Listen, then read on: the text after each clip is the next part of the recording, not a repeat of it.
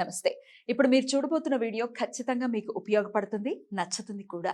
మరి మీకు నచ్చిన విషయం నాకు తెలియాలి అంటే ఈ వీడియోని మీరు లైక్ చేయాలి, షేర్ చేయాలి, అలాగే మన ఛానల్ని సబ్స్క్రైబ్ చేయాలి. మీ సపోర్ట్ని నాకు అందిస్తారు కదా.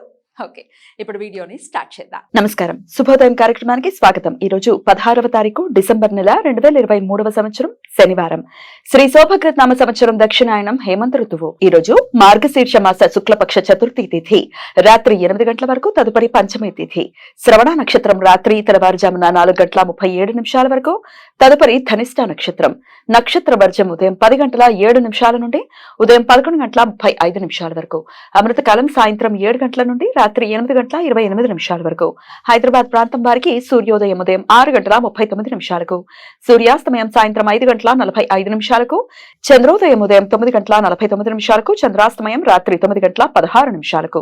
అభిజిత్ ముహూర్తం పగలు 11:49 నుండి మధ్యాహ్నం 12:34 వరకు. దుర్ముహూర్తం ఉదయం 6:39 నుండి ఉదయం 8:07 వరకు. రాహుకాలం ఉదయం 9:25 నుండి ఉదయం 10:48 వరకు. గుళిక కాలం ఉదయం 6:39 నుండి ఉదయం 8:02 వరకు. యమగండ కాలం మధ్యాహ్నం 1:35 నుండి మధ్యాహ్నం 2:58 వరకు. ఈ రోజు మాస వినాయక చతుర్థి. వినాయక భక్తులు ప్రతి శుక్లపక్ష చతుర్థి రోజు ఉపవాసం ఉండి వినాయక వ్రతం ఆచరిస్తారు. ఈ రోజు వరగణపతి వ్రతం, కరక చతుర్థి వ్రతం, కపర్తి గణపతి వ్రతం. మార్గశీర్ష శుక్లపక్ష చవితి రోజు ఈ వ్రతం ఆచరిస్తారు. వృత్తి, ఉద్యోగ, వ్యాపారాదులలో స్థిరత్వ సమస్యలను ఎదుర్కొంటున్న వారు వాటిని అధిగమించడానికి ఈ రోజు గణపతి వ్రతాన్ని ఆచరిస్తారు. ఈ రోజు బదరీ గౌరీ వ్రతం. బదరి అంటే నేరేడు చెట్టు.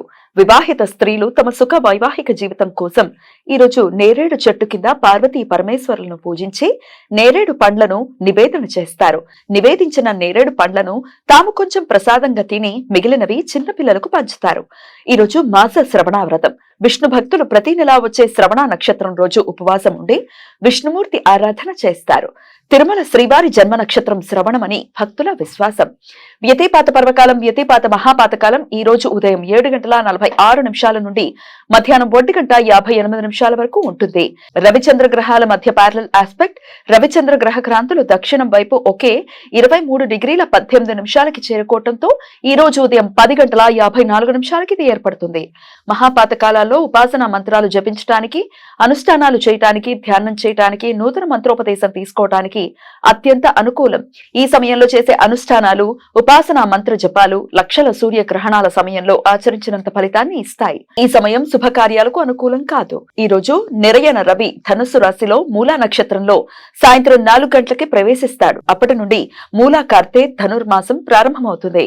పితృదేవతలకు శ్రాద్ధ విధులను నిర్వర్తించడానికి అనుకూలమైన షడశీతి పుణ్యకాలం ఈ రోజు సాయంత్రం 4 గంటల నుండి సూర్యాస్తమయం వరకు ఉంటుంది. శనివారం శ్రవణ నక్షత్ర కలయిక ఉండటంతో సర్వార్థ సిద్ధి యోగం సూర్యోదయం నుండి రాత్రి 4:37 వరకు ఉంటుంది. ఈ సమయంలో నూతన వ్యాపార ప్రయత్నాలు చేయడానికి, కొత్త పనులు ప్రారంభించడానికి అనుకూలం. ఈ సమాచారాన్ని మనకు అందించిన వారు మేడికొండూరు విశ్వనాథ్ ప్రసాద్ గారు. ఆయనకు కృతజ్ఞతలు తెలియజేస్తూ గణపతి స్మరణతో సమస్త సన్మంగళాని భవంతు. నమస్కారం.